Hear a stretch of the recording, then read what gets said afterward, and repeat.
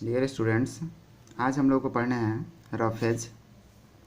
Roughage और dietary fibres are parts of plant food that remain undigested.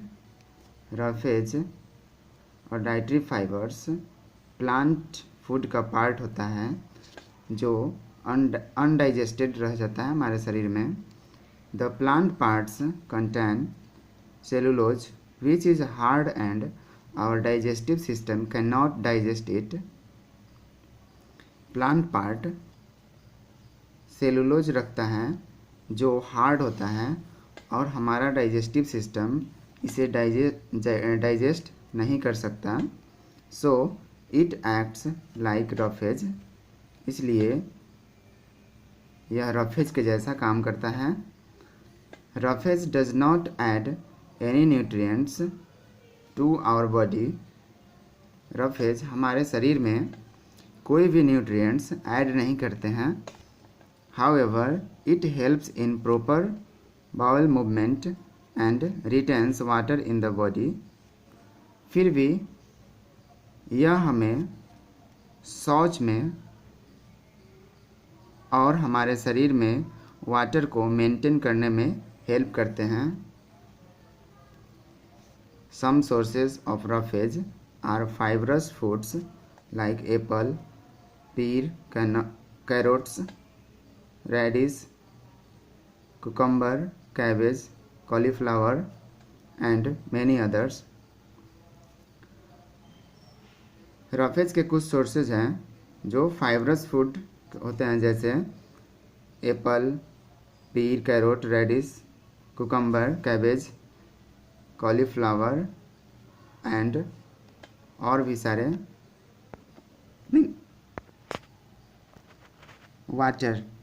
Water body contains our body contains about 70% of water. हमारा शरीर 70% water रखता है। Water is an essential as we require air and food to survive. Water बहुत ही आवश्यक है, जैसे कि हमें फूड और एयर की ज़रूरत होती है सर्वाइव के लिए। It carries out many function in our body. यह हमारे शरीर में बहुत सारा फंक्शन करता है। Transports various substances throughout our body. हमारे पूरे शरीर में वेरियस सब्सटेंस को ट्रांसपोर्ट करता है। Helps to absorb nutrients obtain through food. जो फूड से हम न्यूट्रिएंट्स प्राप्त करते हैं उस न्यूट्रिएंट्स को एब्जॉर्ब करने में हेल्प करता है। Helps to regulate and temperate of our body. हमारे शरीर को गर्मी लगती है तो उसे रेगुलेट करने में हेल्प करता है, मीन्स कूल करने में हेल्प करता है। We should at least drink 7 to 8 glasses of water every day. हमें 7 से लेकर 8 ग्लास तक कम से कम पानी पीने चाहिए प्रत्येक दिन। In addition we must include juicy fruits and vegetables in our diet as these also contain water। हमें अपने डाइट में जूसी फ्रूट्स और वेजिटेबल्स ऐड करने चाहिए। जूसी फ्रूट्स मीन्स जिसमें पानी की मात्रा ज़्यादा हो, वाटर जो ज़्यादा कंटेन करता हो।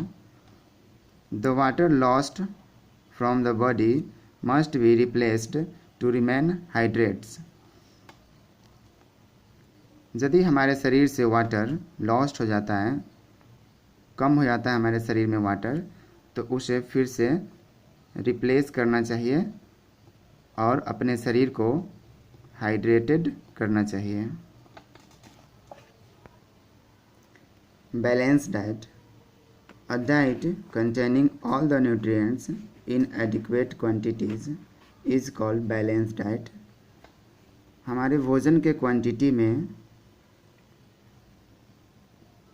सारे न्यूट्रिएंट्स होने चाहिए उसे बैलेंस डाइट कहते हैं।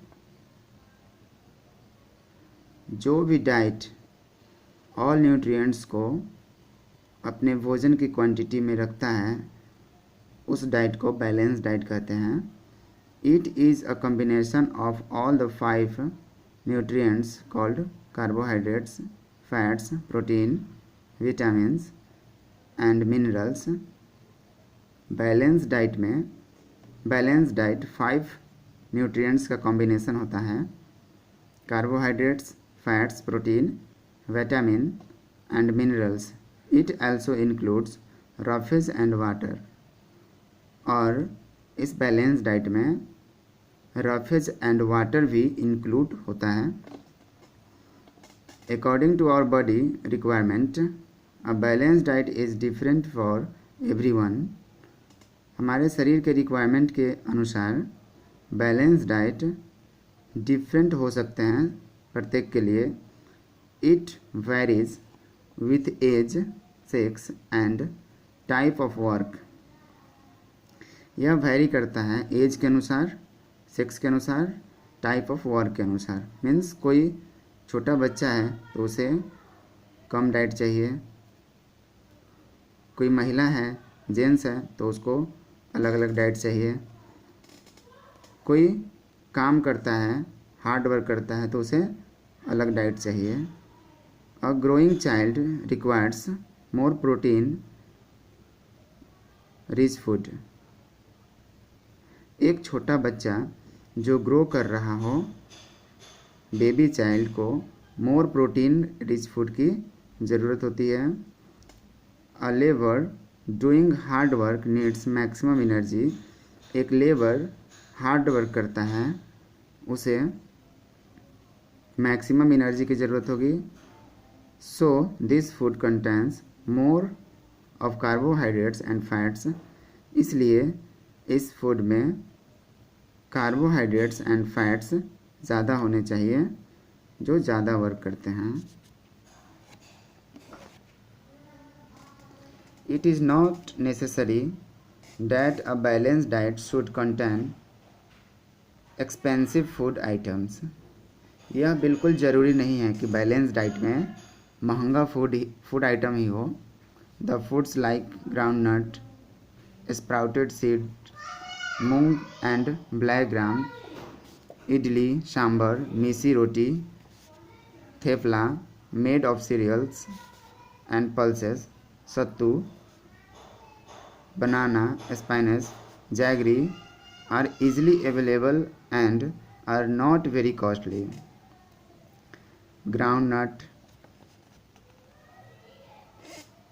sprouted seeds means मूंग दाल और ग्राम को जैसे पानी में भिगो देते हैं तो वो कुछ अंकुर जाता है, तो उस टाइप का होना चाहिए स्प्राउटेड सीड्स। इडली, सांबर, मिसी रोटी, थेपला, सत्तू, बनाना, स्पाइनच, जैगरी, ये सारे आसानी से मार्केट में मिल जाते हैं और ये कॉस्टली भी नहीं होते हैं। We can include this in our regular meals to get a balance diet. हम इसे अपने रेगुलर के मील में इंक्लूड कर सकते हैं और हम बैलेंस डाइट प्राप्त कर सकते हैं। Good cooking habits. It is necessary to adopt good food habits if we want to get proper nutrition from the food we eat.